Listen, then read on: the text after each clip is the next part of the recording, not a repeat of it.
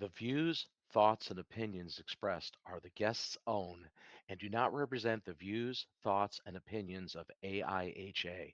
AIHA does not endorse any guest or the entity that they represent. On this episode of Healthier Workplaces, assessing PFAS risk to workers handling fluorinated containers with our guest, Leanne Race. Stay with us.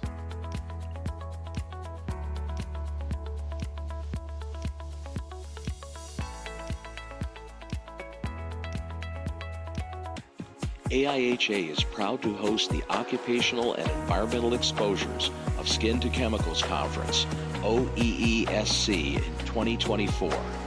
OEESC is the leading international conference on skin exposure, bringing together professionals engaged in the field of skin exposure to chemicals to exchange ideas, network, and discuss current issues. The event will take place at the Hyatt Regency Dulles, Virginia on September 23rd through 25th, 2024. For more information, visit the events tab at aiha.org.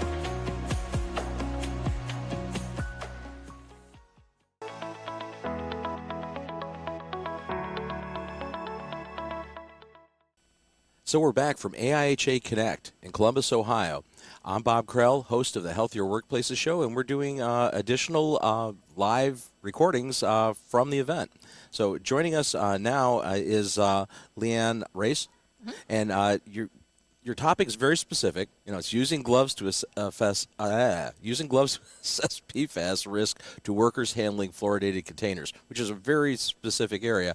And I guess explain to us a little bit about the fluoridation process with your high density polyethylene containers is what this is based on, right? And how that potentially generates a risk. So I guess I'll let you chime in on that and what your work has found. Yeah, thanks for having me. So you're right. This is a very specific study that we did. And as we talk about this, I think you'll see that there's potential for some applications beyond just PFAS. So let's back up and talk about HDPE. So high density polyethylene plastic. You've probably encountered it, 6 times today already in your counting. Yeah, no doubt. Yeah. You've used it for fuel tanks, portable fuel storage containers, pesticides, household cleaners, industrial chemicals. It's used for a lot of different things. And if the contents of the container can actually permeate the plastic if it's not treated. If barrier properties are not intentionally put on that plastic, then fuel can permeate and you get evaporative emissions. Some other chemicals can permeate and you can get losses that way, which is not a good thing. Sure. In fact, the US EPA and Department of Transportation has some specific regulations requiring barrier properties be put on there. Now, fluoridation has been a tried and true technology. It's been around for a very long time. And it has been used to impart very efficiently and effectively these barrier properties that you want to prevent those evaporative emissions. But it turns out that if carboxylic acids are present in the HDPE as an impurity, then in the presence of fluorine, it can generate in trace quantities, trace impurities, perfluoroalkyl carboxylic acids, PFCAs, which is a type of PFAS. Now, those PFAS compounds, PFCAs, on the surface of the container can then migrate to the contents of the container, and they can also migrate to and transfer to the person's hands handling them. So on both sides of the surface. Right, exactly.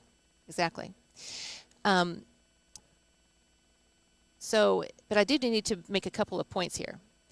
One is these PFCAs do not impart any barrier properties. They do not impart any functionality to the container, and they are not used in the process. So they are strictly there as a trace impurity, and intentionally. So, what type of risks are associated with handling these types of fluoridated HDPE containers. Yeah. I'm glad you used the word risk. Risk has some important elements to it. One is hazard, and the other one is exposure. Let's talk about hazard for a second. Hazards are, in this case, we can look at hazards as reference dose, for example. These screening levels for human toxicity. And those are developed by toxicologists using a lot of data, animal data and so forth. Exposure is a different question altogether. And that's what we looked at, again, with the human toxicity values to look at risk.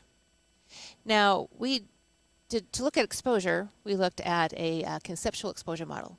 What are all the pathways that a worker could potentially be exposed to these chemicals?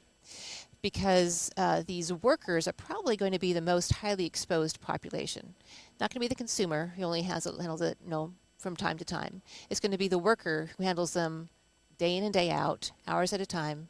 They're the most highly exposed population. So first we looked at, could they be inhaled? Probably not, for a couple of reasons. One is, especially the longer chain compounds have a pretty low volatility. And the boiling points are much lower than any temperature that these chemicals would be subjected to. And it's a pretty clean process, so probably not generating dust and inhalable particles. So incomplete pathway there. What about dermal exposure? Well, theoretically, you could have some dermal exposure if there was a way for it to get into the skin. However, there have been studies that have suggested that if there is dermal exposure, dermal absorption, it would probably only happen in the presence of a solvent such as acetone. There are no solvents involved here. And then it goes so far as to cite another study that specifically looked at PFOA in sunscreen on volunteers' hands. And in the volunteer skin, even when you intentionally try to put it into the skin, Right. with the sunscreen, 1.6% was absorbed. Very little amount. Sure. Okay, what does that leave us with? Probably the most likely route of exposure is going to be incidental ingestion from hand-to-mouth contact. I kind of think of it as the forgotten exposure pathway because it's hard to do. It's hard to figure out, right?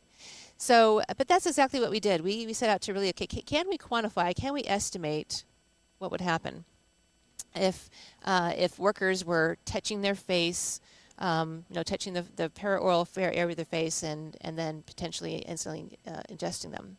Now, these workers happen to wear work gloves anyway. These work gloves have a nylon weave with a polypropylene coating on the palms. But, as I mentioned, as they're handling these containers, the idea is PFCAs would transfer from the containers to the gloves, and then workers would touch their face. This work happens in large bays where, all different kinds of weather, but, you get hair in your face, or they have to wipe some sweat off their brow or whatever it is, and people touch their faces throughout the workday. You've probably done it 6 times in an hour, and you didn't even realize I've already done it in the interview. Exactly. So it happens without even people thinking about it. So, and this kind of transfer would happen either with or without gloves. It's going to happen either way. Sure. So you developed a novel method for determining the PFCA exposure from glove fingertips. Yeah. Tell us about that. Well, our study looked at, again, the transferability, what would be transferred from the glove fingertips to the workers' faces. It turns out that we know that the 3 fingers that are probably mostly likely involved with touching the mouth area is the index and the middle and the ring fingers of the dominant hand, but it could be either hand, right? So we looked at, specifically those 3 fingertips. We know from another study, this was an important consideration, was that in another study that looked at how much lead would be transferred to a person's hand handling lead weights. After about 10 contacts, there was a steady state concentration, steady state buildup. And we made a similar kind of assumption in this study because, does it stand to reason that the more you handle it, the more buildup you would have. Well, probably not, because other studies have suggested it's probably going to be a steady state. So we made a similar assumption here. Now, in developing the method, we tried a few different approaches. We tried to get creative, not creative, but using some best of science. And the one thing we tried was using finger cots over the worker's dominant hand. Well, number one, we didn't get great recoverability, not consistent recoverability. And number two, they kept falling off the fingers, which was not super. Then we tried, well, what if we could just assess the transferability from wiping the containers and making some assumptions about that. We tried wipes with methanol. We tried pre-moistened alcohol wipes, just wiping some standardized 100 square centimeter area of the container. But we still didn't get great recoverability from those methods. So it turns out that the best recoverability, the best consistency that we got was the most obvious answer, straight measuring the PFCs from the fingertips themselves. So that's what we did, and then we used that to estimate dose and then the risk to the workers. So, I mean, how do the results of your study, how can they be applied to real-world applications? Yeah. Well, this was a real-world application. This was a real-world study. These were actual workers doing their actual jobs in an actual facility, and we actually measured, or estimated what could be the incidental ingestion from work that they actually did. We looked at a representative samples of many different types of HTP containers. We looked at different fluorination levels because we wanted to know, does it matter what kind of plastic is there going to be differences in PFCA's concentration depending on the size of the container, the type of the container, the fluorination level, because you can have different kind of fluorination levels. And it turns out that even under the highest fluorination level, with very conservative exposure assumptions, the amounts that a person would potentially ingest, again under those very conservative assumptions, was about 4 to 5 orders of magnitude lower than these reference doses, which puts it squarely in an acceptable range. And we only knew this after we actually tried to do the study.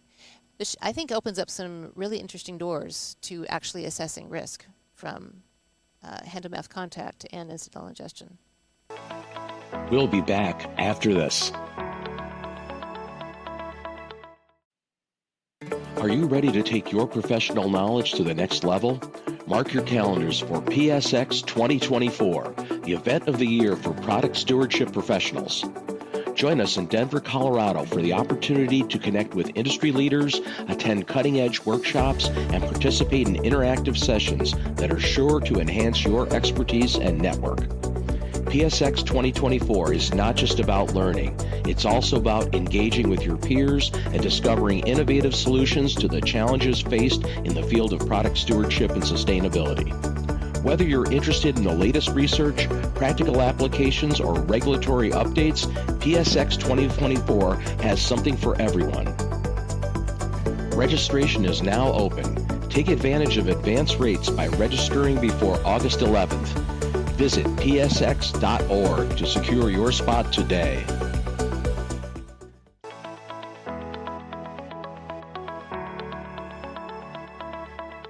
Mouth contact from handling fluorinated containers, I think we've demonstrated a way that you can actually estimate that risk.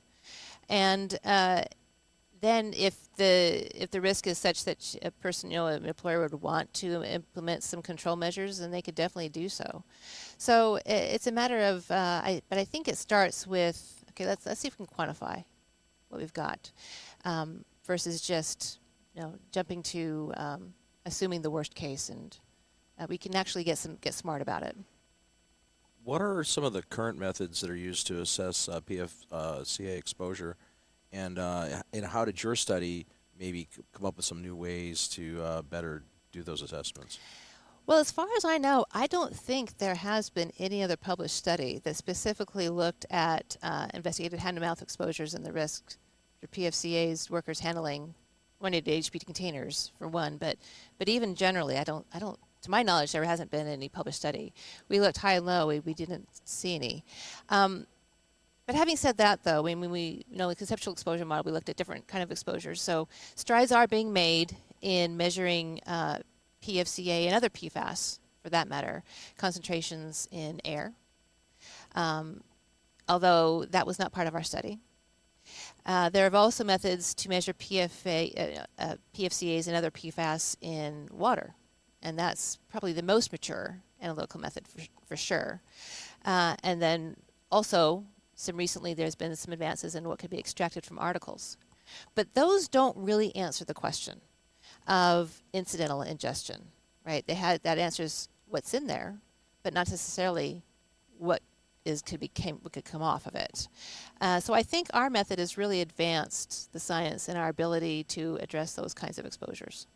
So looking forward, how do you see the OEHS profession, evolving in regards to handling of fluoridated containers, and assessment of PFCA? I mean, what do you see on the horizon? Well, I think that our conversation about risk really needs to be. We as OEHS professionals, we know this, but in our communication and we talk about risk communication, we talk about risk in general, we talk about risk in different kinds of contexts. But in this one, I think we really need to understand both the hazards of a chemical and whether a person could actually be exposed, right? So now that we have demonstrated a way to estimate those exposures from this particular pathway, I think we can move beyond just a precautionary principle of just assuming the worst, and we can actually quantify risk, which is a significant advancement, in my opinion. Great. Well, Leanne, thanks for joining us for this episode of the show. Great topic, a new one for us, too, something we haven't covered. So we're going to continue our coverage and interviews and broadcasts here from the AIHA Connect 2024 event in Columbus, Ohio. So that's our show for this week. Until next time, I'm Bob Krell. Stay healthy.